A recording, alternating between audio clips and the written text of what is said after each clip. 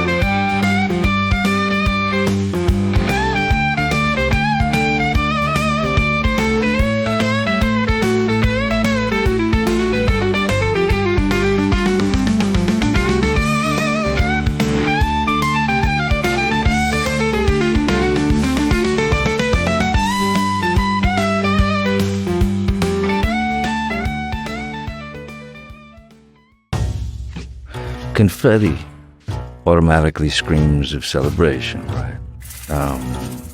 So what happens is the business celebrates you, they celebrate you and they build you up to this great, great height. And they're still celebrating you, it seems, but you're choking on that confetti.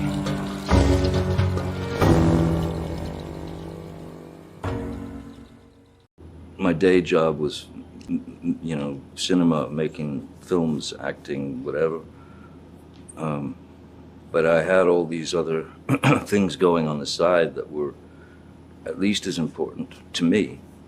That is to say, like making music. It's my first love since I was little.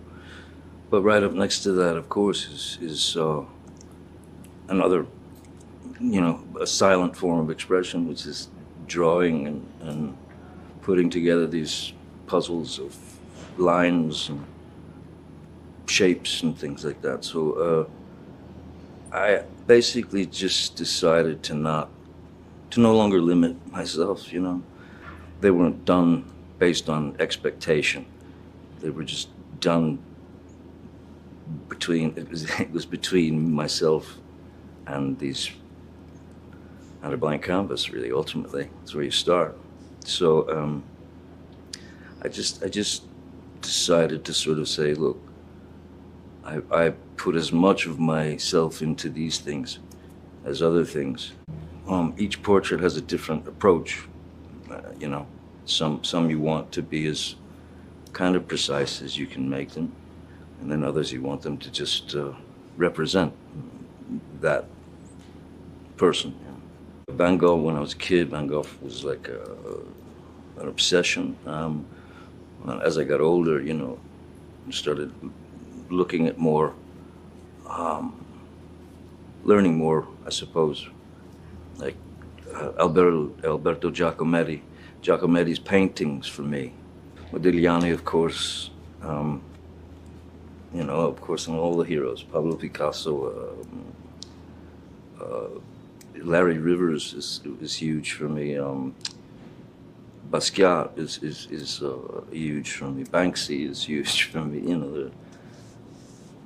But also painters who haven't really gotten their fair share, like Jean-Franc de Bouve, and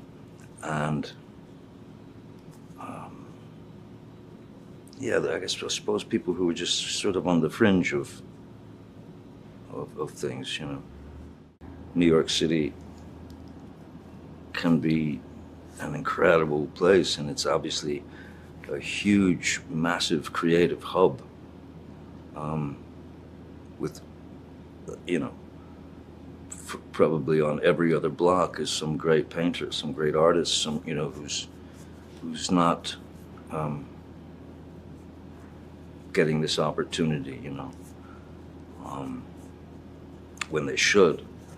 So I suppose, yeah, the idea, I suppose, is to just take a walk through a bunch of things that have been, wow, they've been lying around for years, you know. I'd paint something and, oh yeah, okay, then go into the garage or something, because I never really had any particular plans on, like, showing them. They were just for me, or just to do. When they came to me with this idea, the notion of having some exhibition of these things, the idea really was to kind of walk people through periods and experiences that everything represents a particular period, moment, you know, just like tattoos, you know. I feel very, very lucky that the Pantheon fellas saw the stuff and really wanted to bring it out, and just put my trust in them, you know. If they believe in the stuff, then I feel very good about that. Yeah, that's the weird thing. I mean, I suppose it's up to them whether they understand any of it, but here's the weirdest thing for me. I mean, I walk past these things that I've spent so many years with. Some of them, like, I was so stubborn painting them, like this Death by Confetti. I think I painted him probably 7 or 8 times. Just painted over and kept going over and over and over until it got there. So I remember, when I look at these things, I remember every little ink pen. I remember writing these things. I remember all of it. I remember every brushstroke mark, you know. They just sort of come to you, you know. I mean, when it's a portrait of say Jack, or my son Jack, or Lily Rose, or my daughter or Vanessa, or Marlon, or